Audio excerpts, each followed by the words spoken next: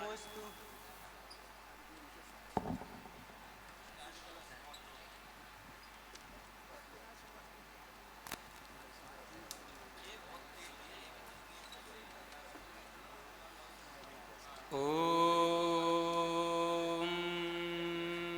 नमः सिद्धेभ्यः।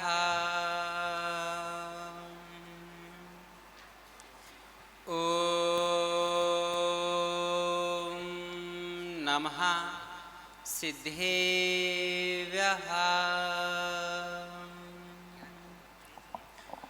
ॐ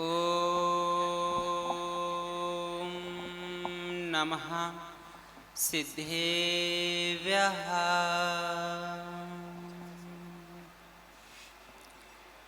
हे शिशुरासुरमणुषिन् वन्दितं धोयिधायिकमलं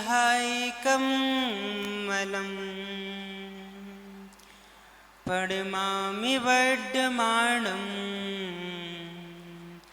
तिथ्यं धम्मस्य कर्तारम्। नमो अरिहन्ताणं नमो सिद्धाणं नमो आहिरीयाणं नमो अझायाणं नमो लोहे सौसाहूणम्।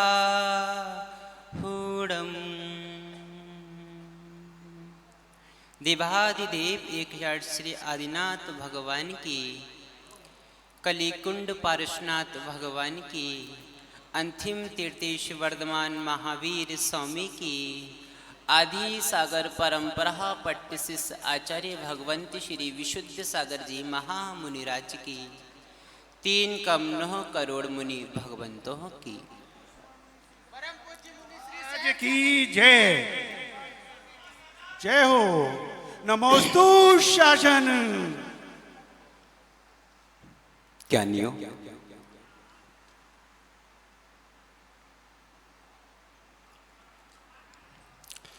किस किस को अपना जीवन महान बनाना है?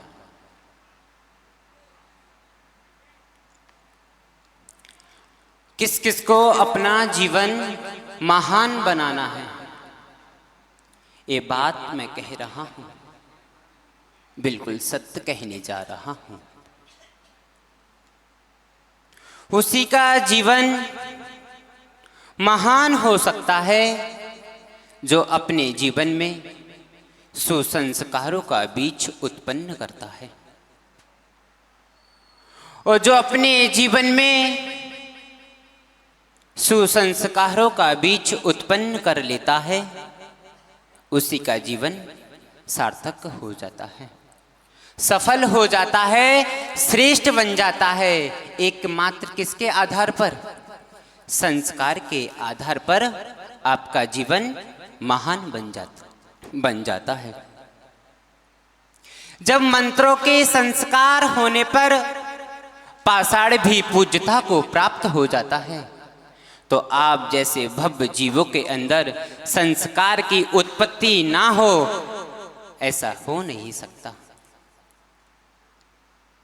मैं मात्र संस्कार की बात कर रहा हूं। अगर जीवन में पूज्यता को प्राप्त करना है, तो संस्कार के माध्यम से ही पूज्यता को प्राप्त किया जा सकता है। क्या कुसंस्कारों से पूज्यता को प्राप्त कर पाओगे? जीवन में नहीं कर पाओगे। अपने अंदर संस्कारों का बीज उत्पन्न करना ही पड़ेगा, क्योंकि सुसंस्कार मुझे सच्चा रास्ता प्रदान कराते हैं, सत्य का मार्ग दिखाता है। कुसंस्कार मुझे विनाश को प्राप्त कराता है, क्योंकि इस जीवन के परम उपकारी कोई है तो वह एकमात्र सुसंस्कार हुआ करते हैं, क्योंकि सुसंस्कार से ही हमारा जीवन महान बन जाता है।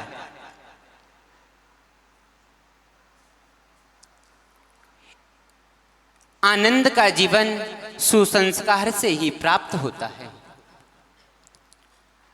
और जब एक मिट्टी का डेला शिकारी के हाथ में जाता है तो वह गुलोल में बनकर पक्षी को मारता है तो वह घायल हो जाता है। वही एक मट्टी का डेला कुंभकार के हाथ में जाता है तो मंदिर का कलश बनकर शिखर पर विराजमान हो जाता है और लोगों के कंठ में जाता है तो कंठ को भी शीतलता करता है और लोगों को भी शीतलता प्रदान कराता है। ये होती है संस्कार की महिमा।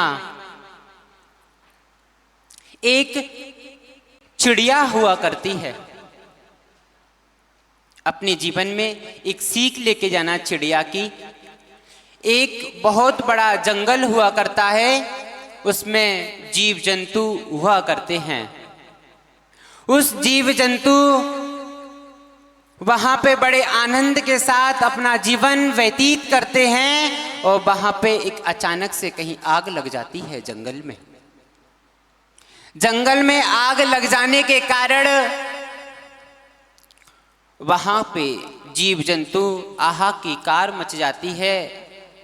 लोग चिल्लाने लगते हैं, जीव जंतु परेशान हो जाते हैं।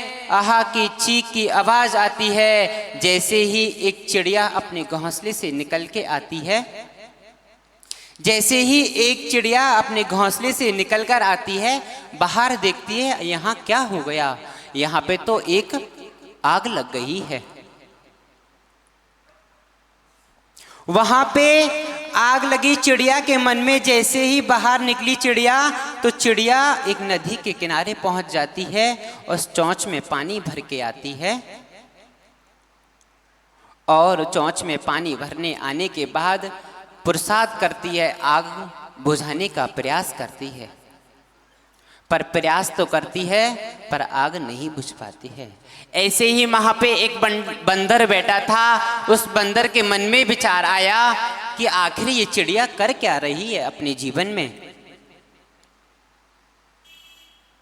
क्योंकि लोग अच्छे काम करने जाते हैं तो लोग आखिर उस पर उंगली तो जरूर उठाते ही हैं। जैसे ही बंदर के मन में विचार आया कि आखिर ये चिड़िया कर क्या रही है, जैसे ही बंदर के मन में रहा नहीं गया तो बंदर ने आखिर चिड़िया से पूछा कि आप ये क्या कर रही हो, क्या आपके प्रसाद से ये जंगल की आग बुझ जाएगी क्या? चिड़िया कुछ नहीं बोली, कुछ शांत रही। जैसे ही उस चिड़िया ने जवाब दिया, बहुत अच्छा जवाब दिया, अपने जीवन में वो जवाब को उतारने की अति आवश्यकता हुआ करती है। चिड़िया ने कहा, जब भी इतिहास लिखा जाएगा तो आग बुझाने वालों में नहीं, आग लगाने वालों में नहीं, आग बुझाने वालों में लिखा जाएगा। उस बंदर ने इस चिड़िया से सबक सीखी तो बंदर ने भी अपने सेना को बुलाया। अपनी सेना को बुलाने के बाद उस बंदर ने भी आग बुझाने का प्रयास किया।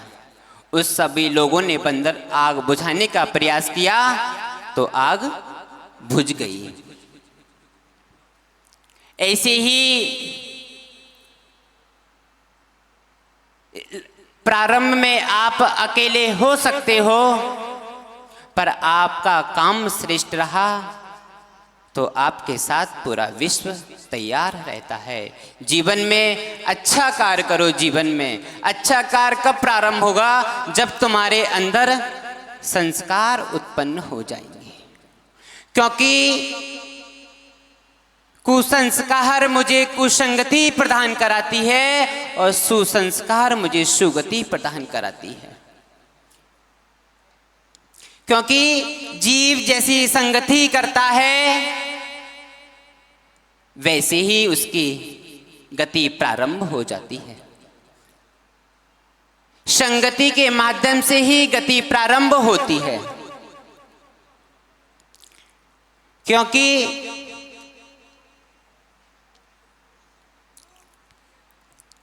संगति के माध्यम से ही गति प्रारंभ होती है।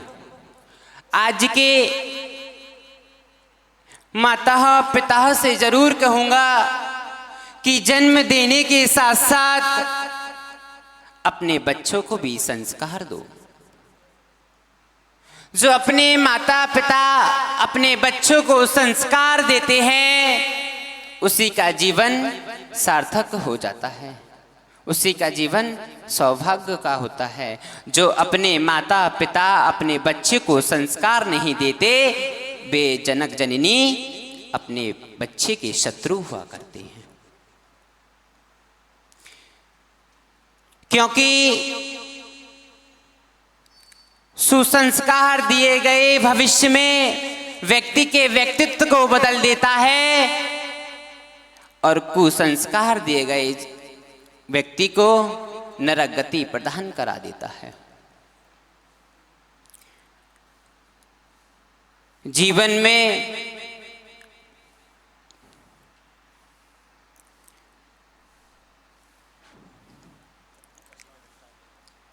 जैसे ही आप सबको अपने जीवन में सिमर कुमार की कहानी पढ़ लेना चाहिए। जब वे बच्चे बच्चियां बड़े दुष्ट पापी हुआ करते हैं जो अपने जनक जननी को घर से लड़ लड़ के बाहर निकाल देते हैं। मुझे श्रवण कुमार की कहानी याद आ रही है। मैं श्रवण कुमार की कहानी पढ़ रहा था तो उसमें श्रवण कुमार अपने सुपुत्र जनक जननी को, जब जनक जननी अंधे थे तो जिंदगी भर सेवा की उस किसने, अपने श्रवण कुमार ने। अगर श्रवण कुमार और अगर बच्चे माता पिता की सेवा करेंगे तो उनका घर में बच्चे श्रवण कुमार जैसे उत्पन्न हो जाएंगे। अपने जीवन में बेटियों से भी कहना है कि अपने जीवन में महासतियों जैसी सती बनना, अंजना जैसी सती बनना, सीता जैसी सती बनना अपने जीवन में। क्योंकि एक संस्कारों के माध्यम से ही मेरा जीवन सार्थक होता है। अंजना के जीवन में कितने कष्ट आए। अंजना का विवाह पवनजय के साथ हुआ। सीता की सती ने कुछ ईर्षावत ऐसा बोल दिया था जो अंजना पवनजय के मन में बैठ गया था। उस बात को लेकर पवनजय अंजना से 22 वर्ष तक नहीं बोला। कितने वर्ष? 22 वर्ष तक नहीं बोला। ऐसे ही बेटी की शादी, अंजना की शादी हुई पवनजय के साथ। दिन गुजरते गए, रात गुजरते गई। ऐसे ही कुछ दिन गुजर जाने के बाद अंजना की माँ का फोन आता है कि बेटी तू कैसी है। एक पत्र के माध्यम से अंजना के पास खबर आती है कि आप कैसी हो। तो बेटी बोलती है कि सब कुछ है मेरे पास, धन दौलत रुपया महल सब कुछ है मेरे पास, पर मेरा पति से मेरी बोलचाल नहीं है। ऐसी ही आजकल की अगर बेटी होती तो ये 22 वर्ष क्या 2 दिन घर में रहना पसंद नहीं करती। एक दिन होता तुरंत घर चली जाती, अपना बर दूसरा ढूंढ लेती अपने जीवन में। क्योंकि अंजना को ऐसे संस्कार दिए गए थे और अंजना ने भी बोल दिया था कि जैसा भी मेरा पति है वो मेरा ही है और कोई मेरा पति नहीं है जीवन में। समझो 22 वर्ष हो गए थे। जैसे ही ये होती है संस्कार की महिमा, क्योंकि सबके दिन एक से नहीं होते। कुछ दिन गुजर जाने के बाद पवनजय एक नदी के किनारे जा रहा था। वहां पे एक चकवी को दिखा। बड़ी आकुल थी, व्याकुल थी कि मेरा स्वामी कहाँ है। चकवा देखने के लिए तरस रही थी कि हे मेरे स्वामी कहाँ हो तुम। पत्ते पत्ते में स्वामी को देख रही थी। एक जगह जगह जाती थी, अपने चकवा को देखती थी, आकुल व्याकुल होती थी। जैसे ही पवंजे वहां से गुजरे तो पवंजे के अंदर अंजना के बारे में कुछ सोचा कि आखिर मुझे 22 वर्ष हो गए हैं, मेरी भी अंजना इतनी ही आकुल व्याकुल होगी। जैसे ही अंजना के बारे में सोचा तो अंजना के पास चला जाता है। अंजना के पास जाता है, वहां मिल लेता है, सब कुछ हो जाता है, क्योंकि सबके दिन एक से नहीं होते। अपना पति पवंजय ही था अंजना का, तो वो ही रहा, क्योंकि ये पूर्व में संस्कार दिए गए थे कि मेरा पति जो है वो ही रहेगा। संस्कार के माध्यम से उसने अपने पति को नहीं छोड़ा।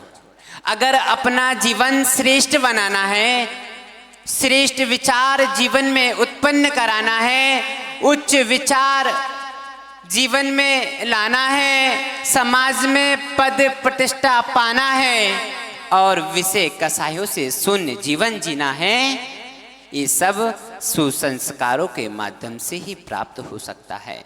जब एक माचिस की तीली जलाकर किसी खेत में डाल दो तो पूरी फसल नष्ट हो जाती है। ऐसे ही कुसंस्कारों का बीज अपने जीवन में उत्पन्न हो जाए तो पूरी यश कीर्ति समाप्त हो जाती है, सम्मान भी नष्ट हो जाता है, समाज में पद प्रतिष्ठा भी सब नष्ट हो जाता है। एकमात्र किसके माध्यम से? कुसंस्कारों के माध्यम से। अपना जीवन सार्थक बनाओ और सुसंस्कारों से अपना जीवन व्यतीत करो, तभी आपका जीवन सार्थक हो पाएगा। क्योंकि आपके देश में, आपके नगर में एक ऐसे महान संत योगी आए हुए हैं जो अपने आध्यात्मिक की भाषा से सभी का जीवन सार्थक कर रहे हैं। जहाँ की समाज को ऐसे साधुओं का सानिध्य जिस जीव को मिल जाता है, वहाँ की समाज सुसंस्कार से सुशोभित हो जाती है। ऐसे संतों का सानिध्य जहाँ मिल जाता है, वहाँ की समाज सुसंस्कारों से सुशोभित हो जाती है। बस अपने आप को सुसंस्कार करो, आचार्य महाराज के माध्यम से अपना जीवन सुसंस्कारों से जीवित करो और अब आचार्य भगवंत को ही सुनेंगे, क्योंकि अपना जीवन सार्थक बनाना है और आचार्य भगवंत को सुनकर अपना भी हम जीवन पूज्य बनाएंगे। जय बोलिए भगवान महावीर स्वामी की।